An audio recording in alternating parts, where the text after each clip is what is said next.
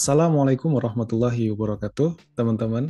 Jumpa lagi dengan saya Rifki di channel ini. Mungkin teman-teman baru pertama kali datang di video ini, dan teman-teman menemukan kata kunci bridging course ya. Saya adalah dosen di Institut Teknologi Sumatera, dan pada tahun lalu saya alhamdulillah berkesempatan untuk mengikuti kegiatan bridging course dibiayai oleh Kementerian Pendidikan, Kebudayaan, Riset, dan Teknologi. Nah, tanpa berpanjang lebar, sebetulnya saya akan ceritakan bagaimana tahapan-tahapan saya bisa mengikuti kegiatan ini. Dan kenapa saya perlu menceritakan ini?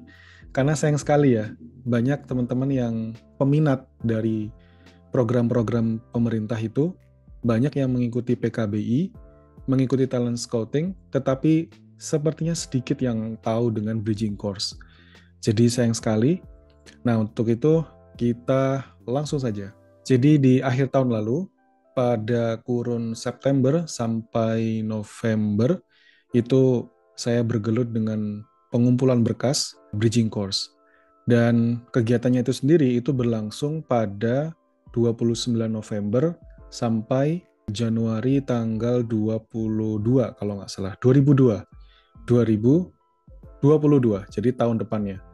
Memang harusnya kegiatan yang mengeluarkan uang, karena ini kan menggunakan uang negara ya, itu selesai di Desember, tapi sepertinya ada pengecualian, diperbolehkan sampai extend di Januari tahun depannya.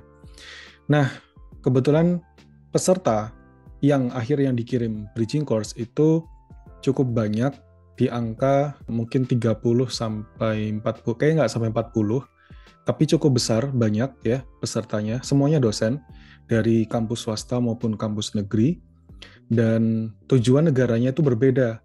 Ada yang tujuannya ke University of Sheffield di Inggris, kemudian ada ke Limerick, kampusnya Limerick, Irlandia, dan yang terakhir ke Galway, Irlandia.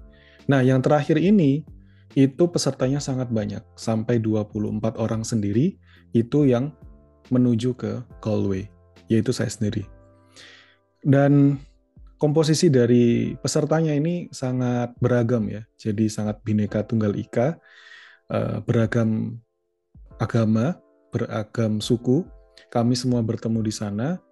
Ada dari Sumatera, Kalimantan, Sulawesi, Jawa, Bali, sampai Nusa Tenggara, itu ada semua. Nah, ini harapannya teman-teman yang dari luar Pulau Jawa itu jangan khawatir tidak mencoba, karena saya sendiri yang dari Sumatera, alhamdulillah bisa diterima. Kemudian untuk informasinya terpusat ya, ada di beasiswadosen.kemdikbud.go.id.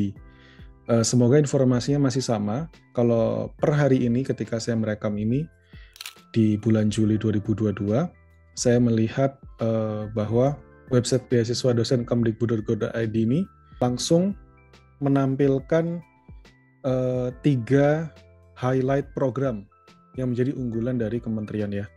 Yang pertama adalah bridging program, kemudian talent scouting, dan PKBI. Nah, masing-masing kegiatan ini ada tujuannya ya. Anehnya ini peletakannya bridging program di sebelah kiri, PKBI di sebelah kanan.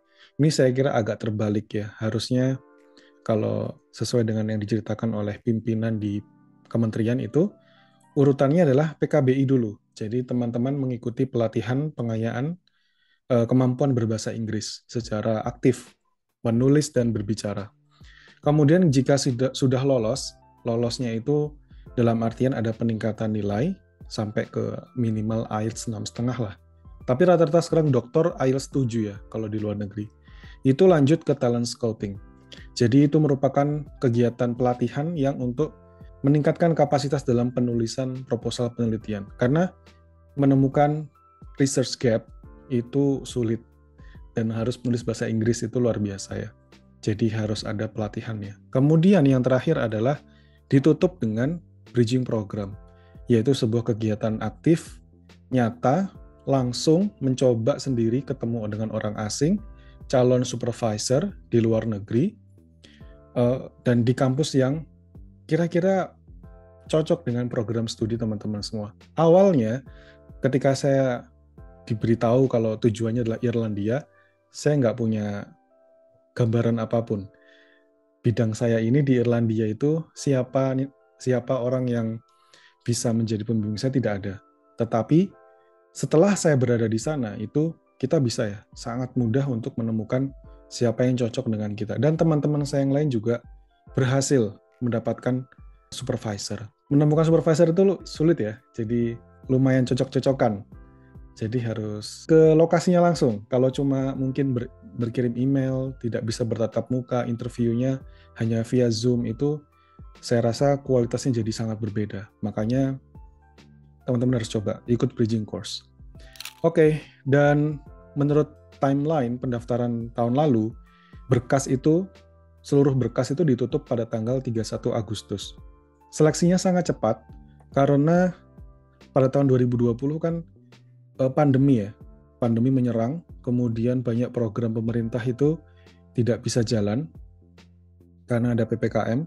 Kemudian di tahun 2021, pemerintah ingin bergeliat ya, terutama untuk program-program dosen, beasiswanya ini, dan harusnya timeline-nya itu kalau tidak salah lebih cepat, harusnya mungkin Juni atau Juli itu bridging course sudah mulai seleksi, tetapi mundur sampai Agustus, dan proses seleksinya sangat cepat.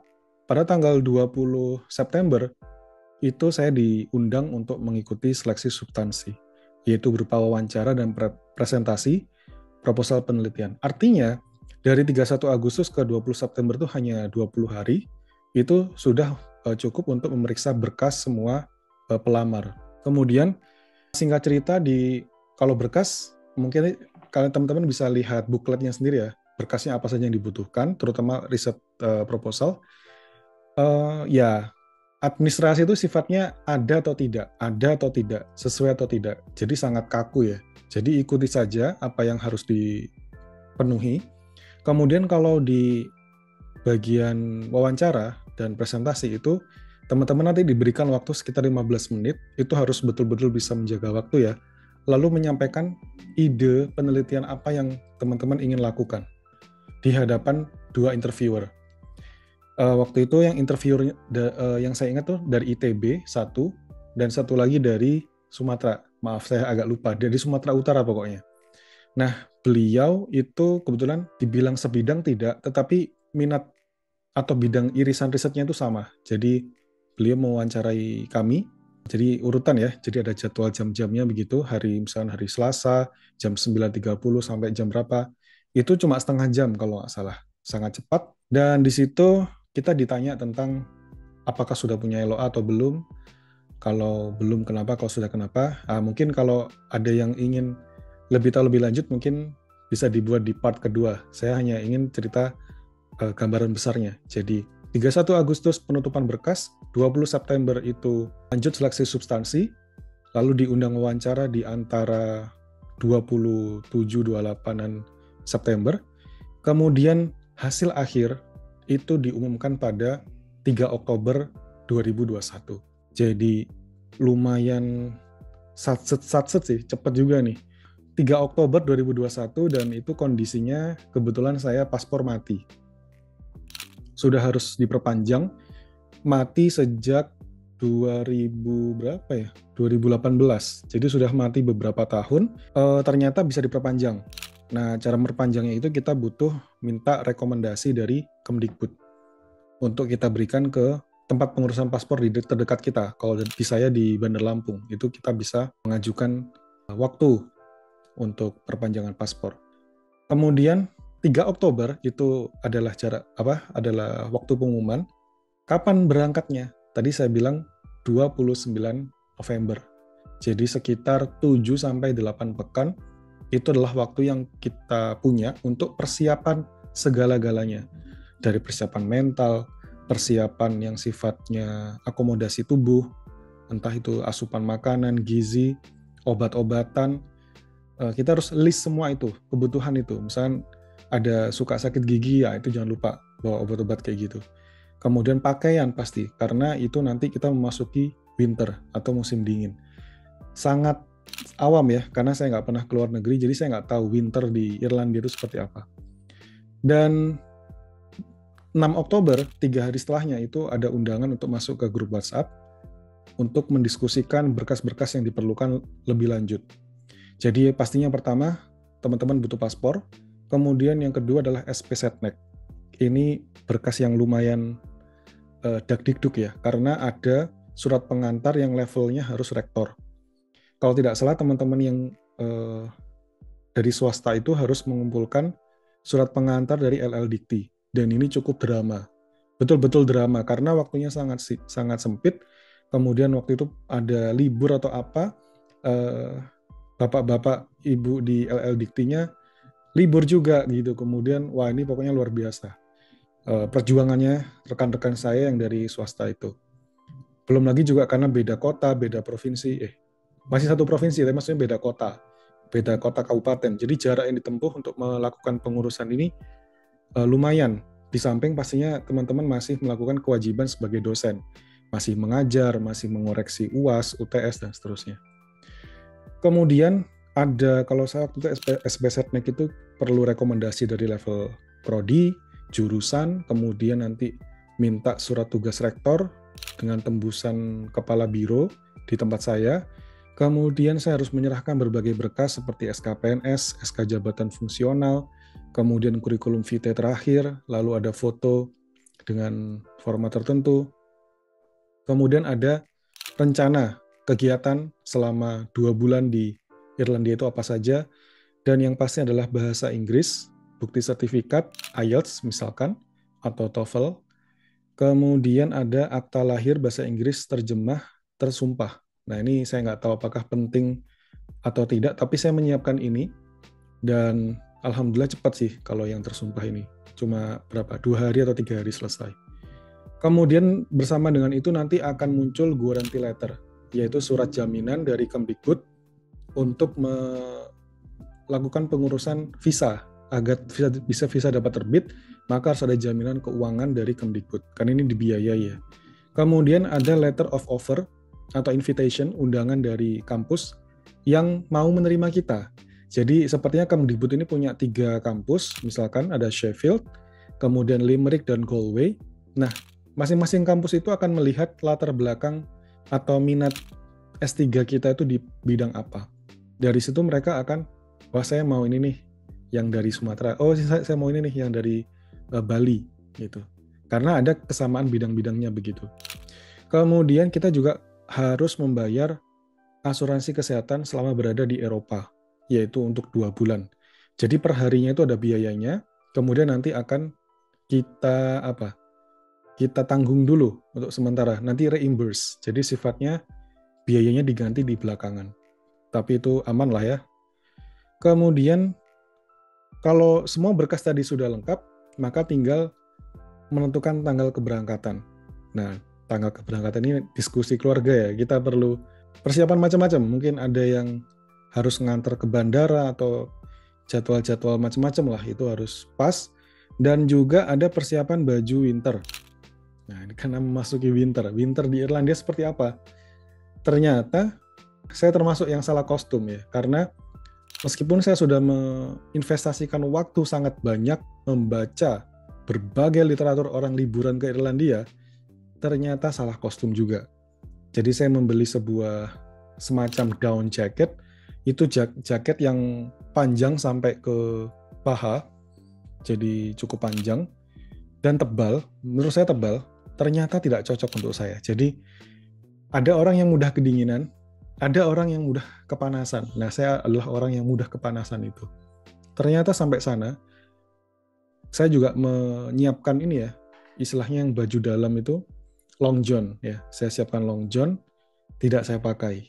Jadi long john itu nganggur.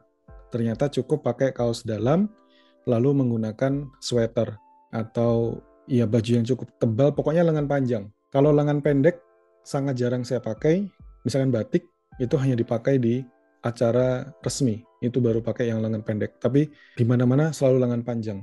Dan jaketnya ternyata nggak perlu jaket yang terlalu tebal begitu, karena winter di Irlandia itu winter yang hangat. Jadi winter yang hangat itu di kisaran 7 derajat, 6 derajat, sampai 15 derajat. Itu hangat. Dan karena kegiatan kita itu sangat cukup aktif sih, karena dari kampus ke tempat penginapan itu saya berjalan kaki atau naik bis. Itu hangat ya. Kecuali kalau kita nggak ngapa-ngapain, mungkin kita akan kedinginan. Jadi hampir sepanjang jalan tuh berkeringat. Jadi nggak cocok sekali untuk baju tebal bagi saya. Kemudian mungkin kalau teman-teman penasaran, silakan tanya ya di kolom komentar, nanti saya buatkan part berikutnya yang mungkin khusus membahas pertanyaan tersebut. Dan juga ini ya, harus mencocokkan jadwal keberangkatan dari kota masing-masing. Karena kita semua nanti akan berkumpul di Jakarta. Saya dari Lampung, dan saya harus menentukan tiket yang jangan terakhir kalau bisa. Misalkan tiket terakhir jam 4 sore, maka jangan naik yang jam 4 sore. Naik yang jam 2 sore, karena kejadian ada yang sampai betul-betul detik terakhir. Kayak setengah jam kita mau berangkat, itu ada yang belum datang dari Jogja. Itu drama luar biasa. Tapi masih rezeki, jadi beliau sampai ke bandara tepat waktu, just in time. Tetapi ya sangat mepet ya. Kemudian ada juga tes PCR. Karena kemarin-kemarin masih wajib ya untuk perjalanan menuju Jakarta. Antigen juga pastinya, atau PCR antigen tuh silakan nanti dicek menyesuaikan dengan kondisi di tahun 2022 ini. Saya kira itu seluruh rangkaian bagaimana persiapan sampai ke tanggal 29 November. Kalau singkat ceritanya, selama di sana itu ngapain? Di sana itu kami kuliah Senin sampai Jumat, Sabtu Minggunya istirahat, tetapi Sabtu Minggunya ternyata nggak dibikin istirahat banget, karena ada banyak kegiatan yang seru, jalan-jalan, mengenal kebudayaan Irlandia, mengenal makanan, kuliner, musik, macam-macam di Irlandia. Senin sampai Jumatnya ngapain? Itu kita dibimbing oleh seorang native, guru bahasa Inggris, yang seru banget untuk pendidikan orang dewasa ya, karena kami semua kan sudah dosen, dan beliau mengajarnya sangat friendly saya kira, dan tidak mau sungkan-sungkanan gitu. Itu budaya yang saya pelajari dari Irlandia. Jadi nggak mau dipanggil semacam Pak gitu, misalkan namanya John, Pak John gitu, atau Sir, itu nggak oke. Jadi kita egaliter.